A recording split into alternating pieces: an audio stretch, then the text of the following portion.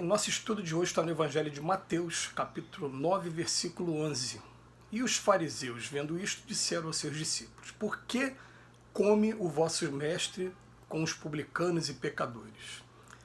Emmanuel vem comentando na lição 137 do livro Caminho, Verdade e Vida, o banquete dos publicanos.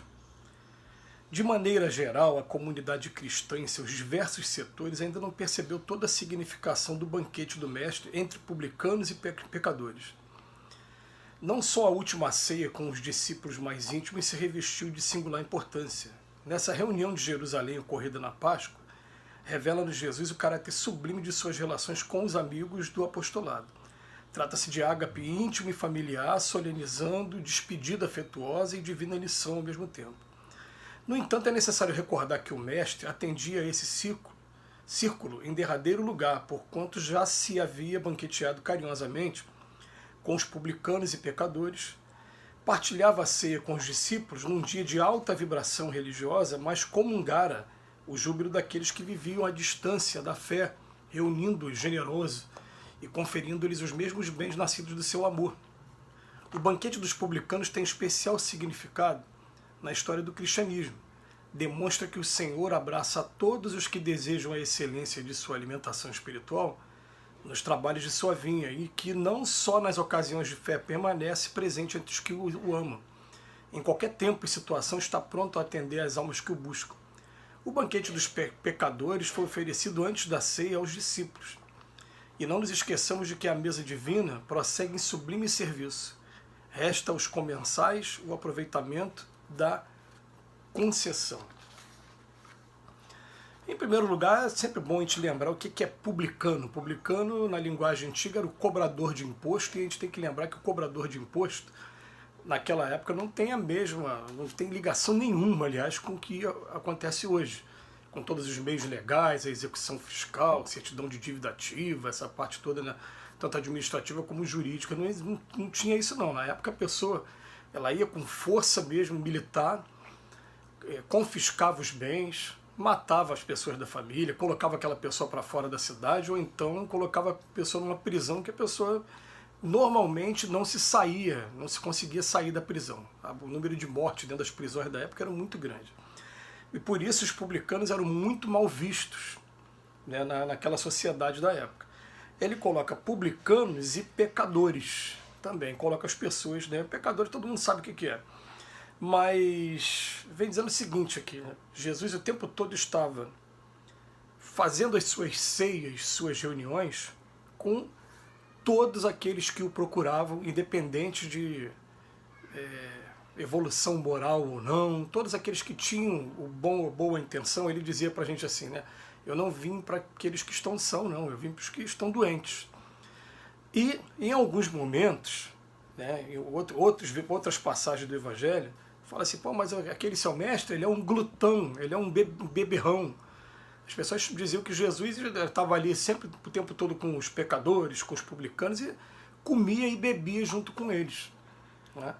E agora o versículo de hoje de Mateus vai falar assim, mas vem cá, os fariseus dizendo, vem cá, por que o mestre de vocês está sempre entre os publicanos e os pecadores, ou seja, pessoas de má vida? Tem até uma passagem maravilhosa do Evangelho em que Jesus encontra Zaqueu, e sem que o Zaqueu falasse o nome dele, Jesus já identifica pelo nome, fala, Zaqueu, desce daí que eu vou ficar na sua casa hoje. E que o povo estranha, fala, pô, mas logo na casa de um que é publicano. E tem uma lição maravilhosa nisso, que Zaqueu, num determinado momento da conversa, ele vira para o mestre e fala, vem cá, olha, eu vou fazer o seguinte, eu vou doar metade do que eu tenho, tudo para as pessoas mais necessitadas. Ele tinha muito, que ele era cobrador de imposto, confiscava as coisas. Aí logo em seguida ele fala, não só isso, mas agora eu vou buscar aqui na minha consciência aquelas pessoas que eu prejudiquei e vou tentar restituir todas elas 4 vezes o que eu prejudiquei. Foi quando o mestre vira para ele e fala, opa, agora eu estou vendo salvação nessa casa hoje. É uma passagem muito bonita, mas vem dizendo o seguinte, que Jesus veio para nós, pecadores, para nós, publicanos da nossa era moderna, porque aquele que estiver isento de pecado, que atire a primeira pedra. Todos nós aqui na Terra temos muitos problemas, e ele em momento nenhum nega esse acesso a ele. É só a gente abrir a porta do coração. O problema é que a gente que tem que abrir daqui. O problema todo, né, que a gente enfrenta aqui, principalmente no Ocidente, aqui no Brasil, essa diversidade de religiões, a pretensão de cada uma de ser possuidora da verdade absoluta, e também o ataque que acontece gratuito de uma para outra. É claro que é gratuito para os fiéis que não estão compreendendo, mas entre os dirigentes da religião tem interesse, eles não querem perder os fiéis, não querem perder as colaborações, a parte toda, não querem perder poder.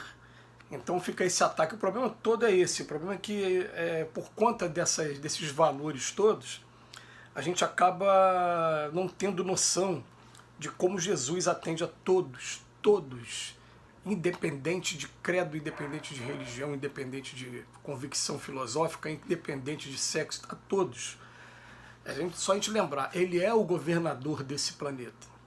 E a gente não precisa ficar com essa visão religiosa, que é uma visão, vamos colocar aqui, né, aquela visão fanática, não. Você pode ser um homem religioso, uma mulher religiosa, sem ser fanático. Apenas lembrando que me faz bem todo dia eu fazer prece, pelo menos quando acordo e quando dorme, e todo dia eu fazer pelo menos uma leitura edificante que seja, que vai ser um alimento aqui para a alma, assim como a gente precisa de alimento para o corpo, e também da prática da caridade sempre que a gente puder. Mas ele vem dizer para a gente aqui nos dois versículos, nos dois parágrafos finais, né? O banquete dos publicanos tem especial significado, né, na história do cristianismo. Ele demonstra que o Senhor abraça a todos que desejam a excelência da sua alimentação. A gente fala muito da última ceia. A última ceia foi uma reunião com os 12 que eram mais íntimos e uma reunião de despedida, em que não se compreendeu naquele momento, por muitas pessoas falando, mas você está indo embora, o que está acontecendo? Como muita coisa era falada em códigos, ele já estava acostumado, né, aquelas parábolas, muita gente não entendia aquelas parábolas mesmo, então ele estava acostumado a ouvir Jesus falar daquele jeito e não entendeu muito bem que ele estava se despedindo. Mas ele deixou ali um roteiro maravilhoso, mas aquele ali foi uma despedida num círculo íntimo.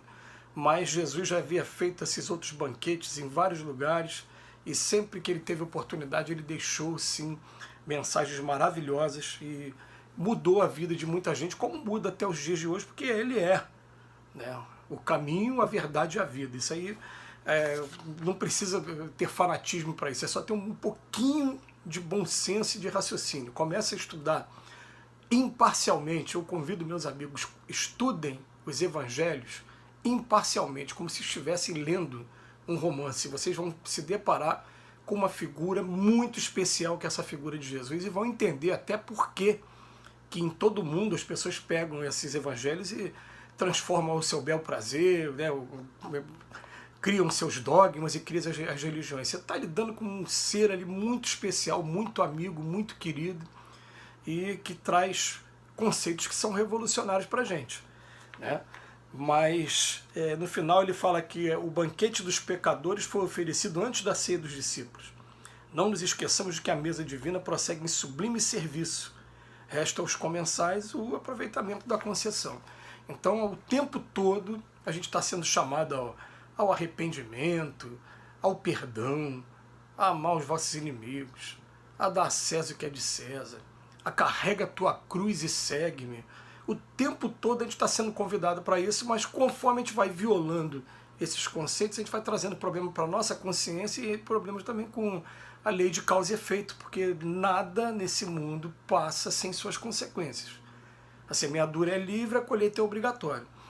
Mas a gente tem que aproveitar muito, porque hoje a gente vai falar assim, mas hoje ainda existem essas reuniões, esses banquetes.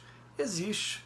A gente está tendo um banquete aqui agora. Cada vez que a gente para ler alguma coisa relacionada ao mestre, alguma coisa que vai nos edificar, está sendo um momento de banquete. E cabe a gente aproveitar. Eu estou vindo aqui através da intuição, né? Os amigos vão jogando aqui, a gente vai falando. Tudo bem. Mas em todo lugar, se você estiver sozinho, abrir agora, fizer uma leitura, e fizer uma oração, vai vir a intuição, você vai começar também a interpretar, a procurar entender, e daqui a pouco começar a colocar na prática aquilo. Então, quem vai aproveitar ou não vai ser a gente. Mas a gente não pode, né, negar uma coisa, né? Quantas vezes nessa vida a gente já teve a oportunidade de participar do banquete e a gente que não aproveitou? Está na hora da gente aproveitar. Que Jesus nos abençoe hoje e sempre. Eu agradeço a Emmanuel mais uma vez.